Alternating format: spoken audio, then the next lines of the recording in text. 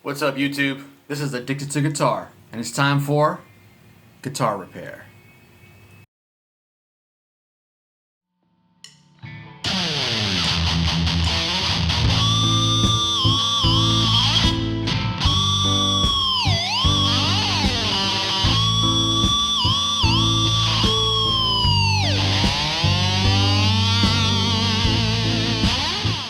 What is up, my fellow guitar addicts? I'm Caesar, and this is Addicted to Guitar, where we are everything guitar. So right now, stop what you're doing, look down there, go ahead, look down there, hit that subscribe button, and then hit the bell, so YouTube can let you know when we're doing new videos, because we're doing new videos all the time, and all our videos are about guitars.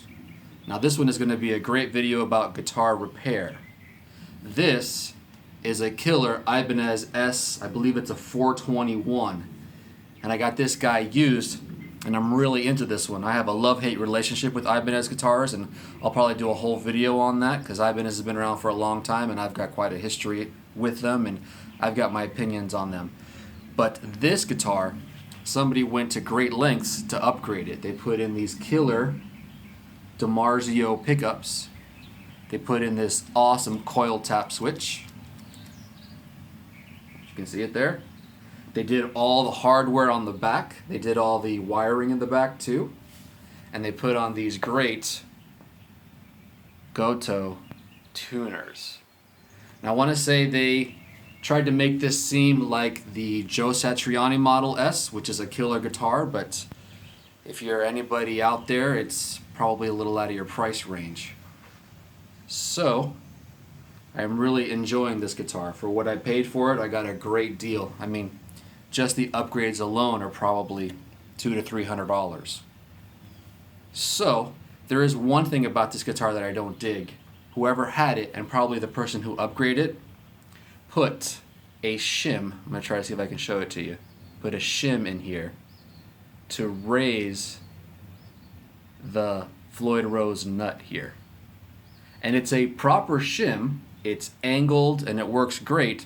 I think maybe the person who played it was a metal guy, and maybe he played 11s and he needed a little more clearance here. But I played 9 or 10s, and I'm going to try to show you that this is way too much distance here. So when I try to play like a nice F power chord or anything here on these upper frets, it's just really difficult to fret. And I was wondering why that was, and when I took a look at it and I saw the shim, I thought, okay, great. I can totally fix that. So this video, I'm going to show you how to remove this Floyd Rose nut. I'm going to try to do it with these strings on it because I don't want to have to change the strings. I just changed them.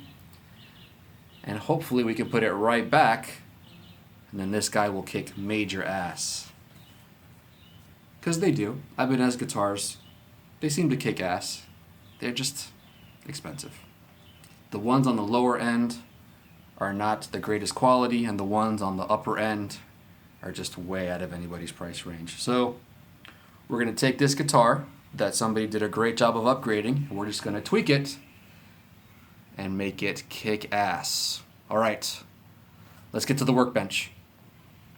Okay, my guitar addicts, we are out here in the scorching heat of June. In the south of America, not South America, but in the south, and it is hot as F today. We're going to go ahead and do this real quick because I really think that if I just fix that, this guitar is going to be the shred master that it was intended to be.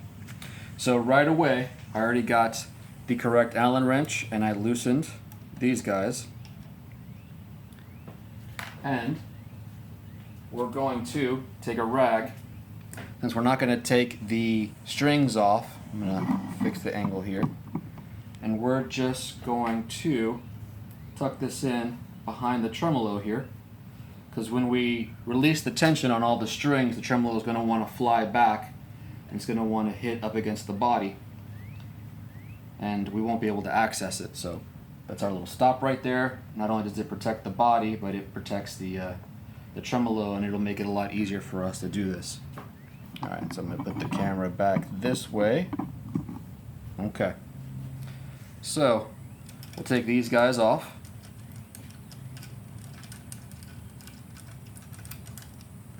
And I already found the correct Allen wrenches for the screws on the back. Now don't quote me on this, but the standard Floyd Rose one for this one, which were metric, is a 3mm, and the correct one for the screws in the back here was a 2.5mm. Now we'll grab our handy dandy string winder, and we're just going to loosen these strings enough to be able to get underneath them. So you're probably wondering, what is my deal with Ibanez guitars? And first off, I love Ibanez guitars. I think they basically invented the super strat shredder, and starting with the gems and then moving on to the S's and then all the other killer signature guitars that they've made, the Paul Gilberts and the Vinnie Moores, all my guitar heroes played Ibanez guitars at one point or another, and I love them. My problem with Ibanez guitars is, being a Japanese brand, you want a guitar that's made in Japan. You want something that's made by their top luthiers, but you want it to be affordable. When I started playing guitars, I used to buy ESPs because you could get killer ESP guitars at a reasonable price. But Ibanez, unfortunately, is not like that. Either you can get one of these Indonesian models, which I think are a little overpriced when they're new. They don't really hold their resale value, so that's great. You get them at an awesome price used.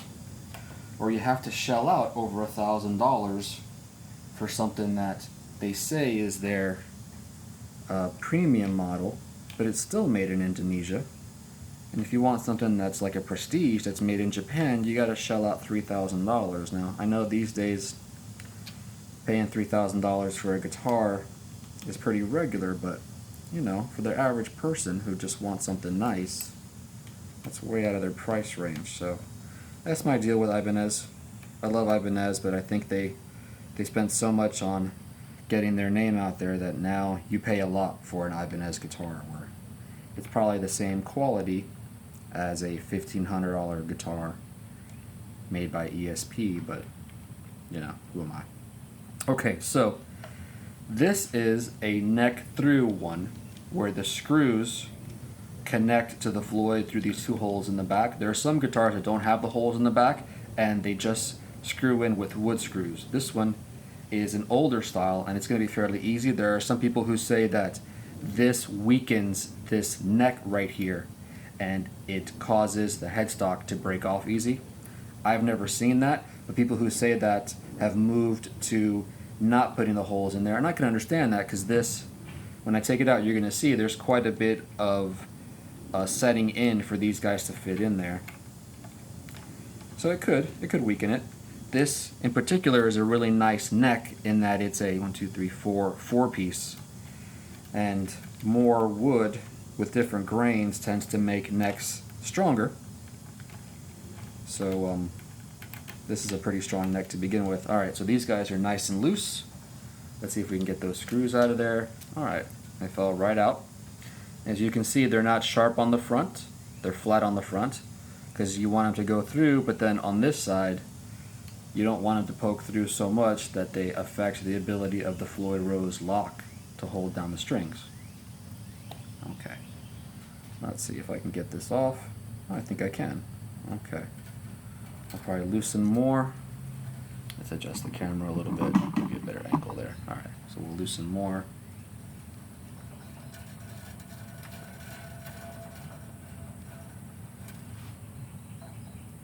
Now let's see.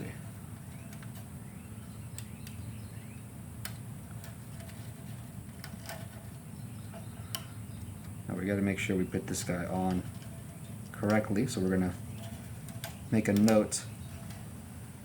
Alright, and there's the shim right there.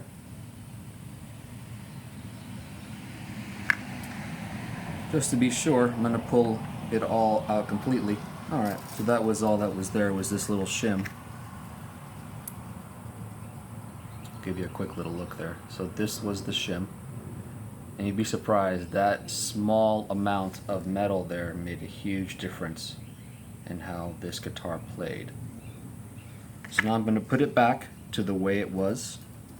We're going to keep it just like that to make sure we remember. Let's see, does it need to be cleaned out at all? No, it's actually pretty clean right there. Whoever had this guitar before me did a great job of keeping it nice. You can tell this guitar has been played though. And the case that it came with looks like it's been on the road. Which is nice because a worn-in guitar actually feels better than a new guitar, I would say.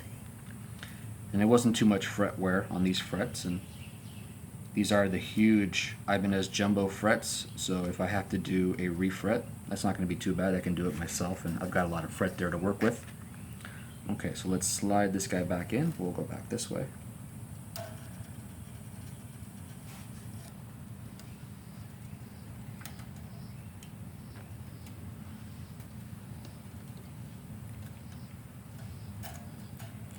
We are reset now, and I'm going to see if I can show you this, but you can see that there's holes that go all the way through the neck there, and in the back you can see there's a good amount of wood missing when they had to route out so these screws fit nicely in there. So I could see where this would weaken that joint, and if maybe the guitar fell over and the headstock took a good hit, it may crack there. So people might have a point. I prefer this way because it's a lot easier to work with, but I'm not out there on the road beating up my guitar, so maybe there's something I'm not quite sure about. So we're back, taking a look at it. It looks like we are in the correct spot. So now it's going to flip this guy over. Let's put these screws back in here.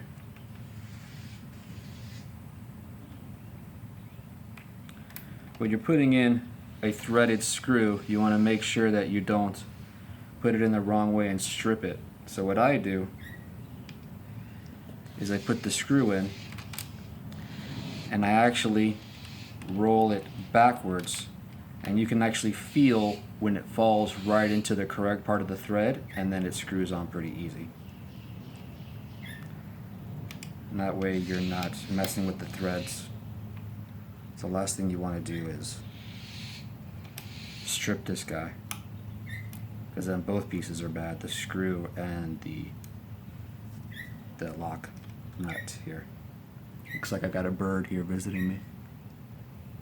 That's one of the nice parts of living out here in the South. It's a lot of nature. Okay. So you don't want to put it on too tight there. You don't want to over compress the wood. Let's flip it over. Okay, so I'm going to see if I can give you guys a good shot there. Right there, looks good. That little distance is gone there on both sides. It's nice and tight. Looks like it went back exactly where it was supposed to. I'm going to keep this shim for something else I might need. That's a valuable little piece right there.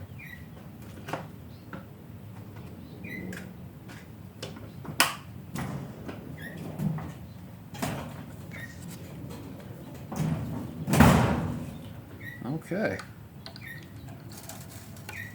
Let's see if I can get these strings back on here nicely.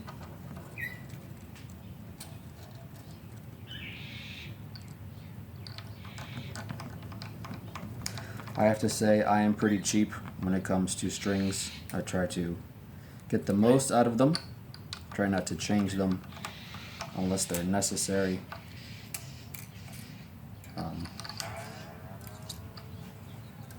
Because I just love guitars and I've got a lot of them. And I like to get the most out of my strings.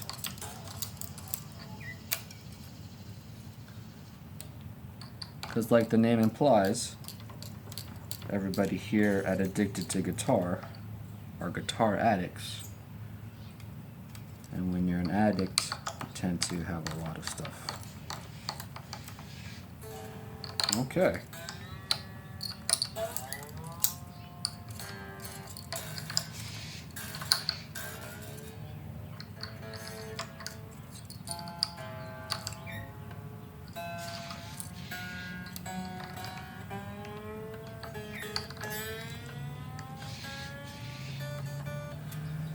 Okay, so I'm going to tune it up and I'll be right back.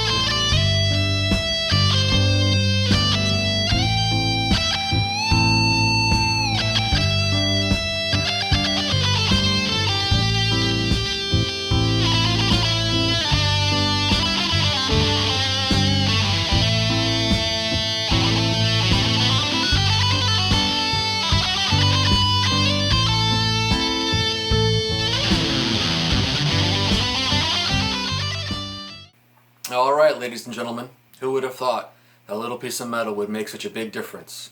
But it did. One more look. I don't know if it'll show up on the camera, hopefully it'll focus on in there, but that little piece of metal is gone. And it plays pretty awesome right now, so I'm really happy with it. Hope you guys dug it too. So right now, stop what you're doing. If you didn't do it at the beginning of the video, look down there. Go ahead and hit that subscribe button. Or this little balloon right here, you can hit that also to subscribe. Right here there should be some videos for you to check out. And thanks for supporting us, guys. Thanks for watching, and we're really happy to be doing this. Later.